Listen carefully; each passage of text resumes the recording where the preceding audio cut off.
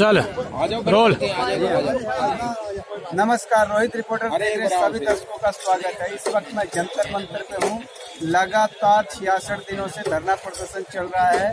हालांकि धरने का 2 खंड हो चुका है। एक सबका संघर्ष कमेटी है, तो दूसरी ओर जो दिल्ली वेटरन्स कमेटी धरने को लेकर के कमान संभाली हुई है।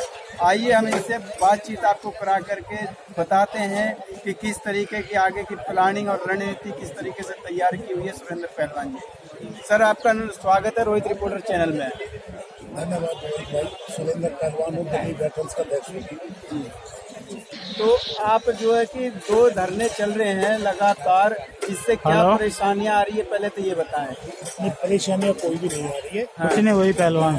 कई बार ऐसा माहौल हो जाता है, एक घर के भी 2 घर हो जाते हैं। तो ये कोई बड़ा इशू नहीं है। नहीं, उसका है नहीं, कंगला सब एक मंच पर हो जाएंगे, ऐसा अनुमान कर इसी वीकेंड तक हो जाएगा। हमारे ऊपर भी बहुत राजस्थान से आया था, वो भी कंगला है। वे नहीं सोचेंगे, हम सोचेंगे।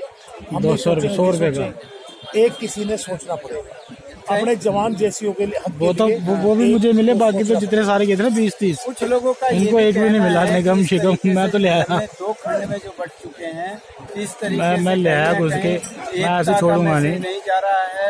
खंड खंड में बट गए हैं इस तरीके से। सब सैनिक तुम कब आओगे?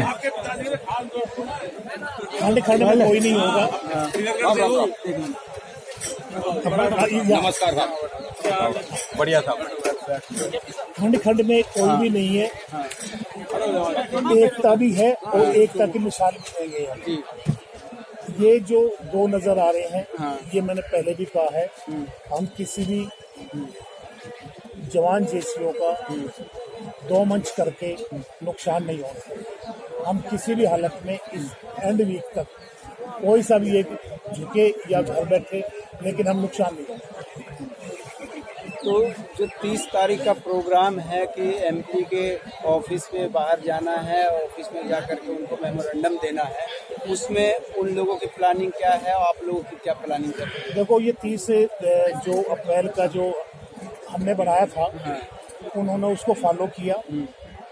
फिर हमने एक बार ये सोचा भी 27 को कर देते हैं, उनसे पहले कर देते हैं। उसमें जो झूठ का वो नहीं है इसमें।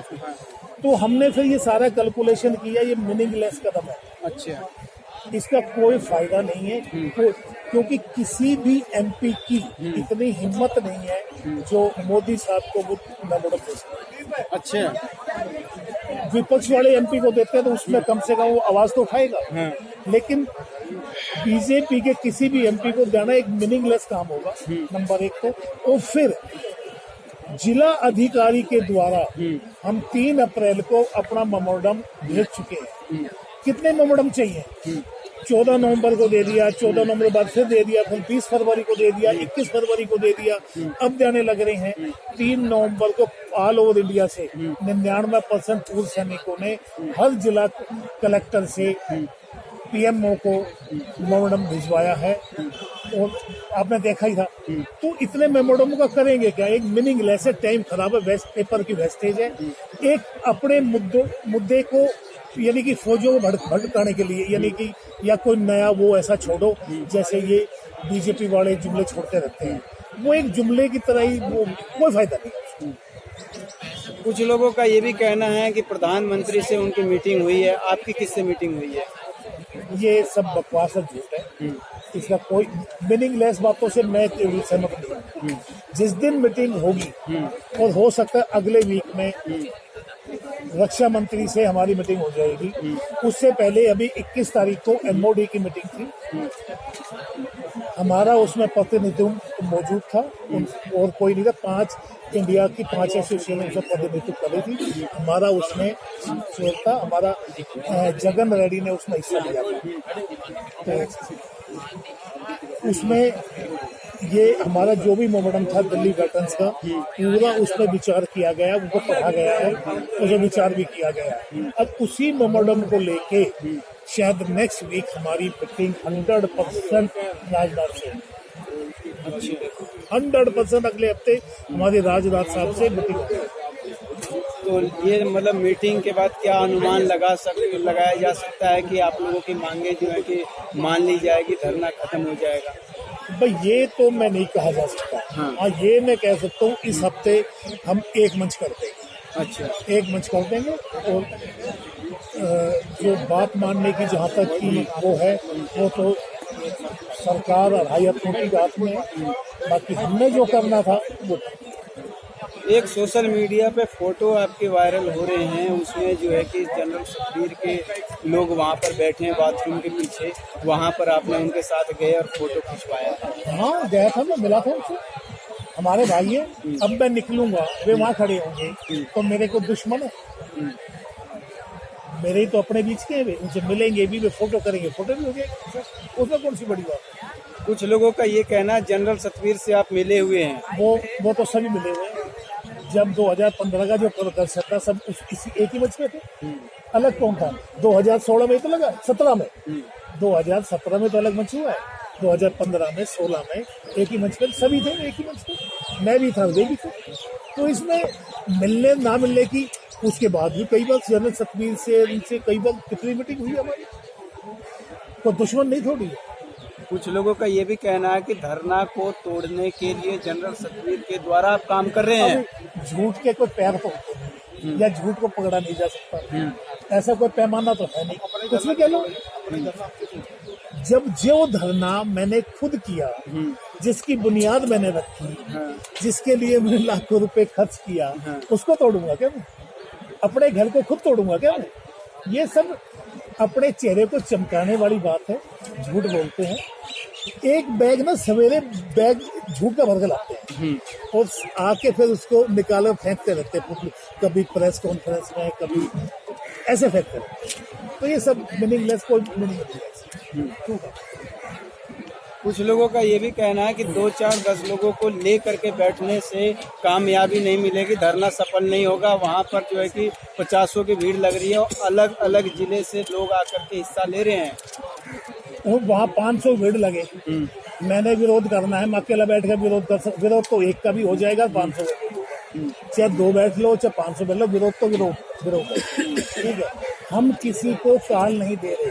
अच्छा, हम जो बिल्कुल नियर जो ऑफिस बैठे हैं दे आ रहे हैं। अगर एक काल दे देंगे तो यहाँ आदमी नहीं आएगा। पहले भी ऐसा देखा था, हमारी काल में कितनी भीड़ आई, हम किसी को बता ही नहीं रहे। हम इसलिए नहीं बता रहे हैं भाई लोगों को ये मैसेज नहीं देना चाहते, 1 के 2 मंच होंगे, समझो मेरी बात। जो ये मैसेज चला जाएगा तो हमारे जवान जैसी को नुकसान हो जाएगा। तो हम एक मंच के उसकी का तरफदारी है जी। देखो कब तक होगा। सर आप कह रहे हैं कि जब मैसेज चला जाएगा तो उनका जो मनोबल टूट जाएगा कहीं ना कहीं। देखो ये तो अब हो चुका है ना। देखो कुछ ये कर रहे हैं। हाँ। अब 2 दिन पहले आपने देखा होगा, मत 4 या 5 आदमी बैठे हुए थे, यहाँ काफी शोर शराबा था, प्रेस रिलीज बहुत हाई फाई हो गई। ये यहाँ से भाग गए थे, 12-1 बजे भाग गए थे और जाकर राजस्थान कहीं जाकर फिर इन्होंने कल और आज भीड़ बुलाई। अच्छा। अभी मैसेज कर दूं दूसरे राज्यों में आ जाएंगे। हम नहीं चाहते हमारा जो विरोध प्रदर्शन है 10, 12, 15, 20 से चलेगा और इसी से हम काम करते हैं। कुछ लोगों का ये भी तैयारी चल रही है और कहना भी है कि 6 अगस्त को रामलीला मैदान भर देंगे, इस पर आप क्या कहेंगे? देखो 6 अगस्त का जो रामलीला मैदान भरने की बात है ना, अगस्त अभी बहुत दूर है। हाँ। हो सकता है उससे पहले धरना ही खत्म हो जाए, काम ही खत्म हो जाए। मतलब 6 अगस्त तो बहुत लंबी बात है, उससे पहले हो जाए। जो 21 तारीख की अभी मीटिंग हुई है, जो हमारे को देखने में पड़ी है, सबसे बड़ा जो मुद्दा एमएसपी का है। एमएसपी का मुद्दा सरकार के मानते ही खत्म हो जाना चाहिए। फिर कुछ लोगों के जो चेहरे चमकाने हैं ना, ये जिद करेंगे बैठने के लिए, जिनकी रोज यूट्यूब से 5 से 10 हजार की इनकम हो रही है। वे चाहते हैं कि ना तो ये प्रदर्शन एक हो, उनकी ये सोच है। अब भाई ये अलग अलग रहेंगे तो हमारी यूट्यूब में हेडिंग कुछ डाल देंगे, अंदर कुछ डाल देंगे, लोग बात खोलते ही पैसा बन जाएगा। तो ये चीज मैसेज जा रहा है। अंदर कुछ नहीं होता, बाहर लिख देंगे सुरेंद्र पहलवान ने ये बोल दिया, उसने ये बोल दिया, और अंदर देखेंगे तो कुछ नहीं होगा। तो ये चीज यूट्यूब वाले जो उस धरने में है ना, ये सब पैसा कमाने का नियत से है उनकी। कुछ कमा लिया, कुछ और कमाना चाहते हैं। इसको हम जल्दी खत्म कर देंगे। यानी यूट्यूब वाले भी जो भूतपूर्व सैनिक है जो यूट्यूब चला रहे हैं धरने से कमाने का जरिया बना लिया है। बिल्कुल एकदम वो यूट्यूबर है, अब यूट्यूबर से हमने कमाई करने लग रहे हैं जंतर मंतर के नाम पर। हम उसके खिलाफ भी नहीं है, जैसा वो चाहे वो करे, हमने जो करना है वो हम कर रहे हैं। हमने पहले भी सैनिकों के लिए किया, आज भी सैनिकों के लिए समर्पित है और कल भी सैनिकों के लिए समर्पित रहेंगे। ये हमारे साथ सुरेंद्र पहलवान जी थे, दिल्ली वेटरन के अध्यक्ष। आप लोगों को इनकी बात कहाँ तक समझ में आ रहा है, आप क्या समझते हैं, ये हमने आप लोगों के ऊपर छोड़ा है। आप अपनी राय कमेंट बॉक्स में जरूर दीजिए। धन्यवाद। जय हिंद, जय भारत।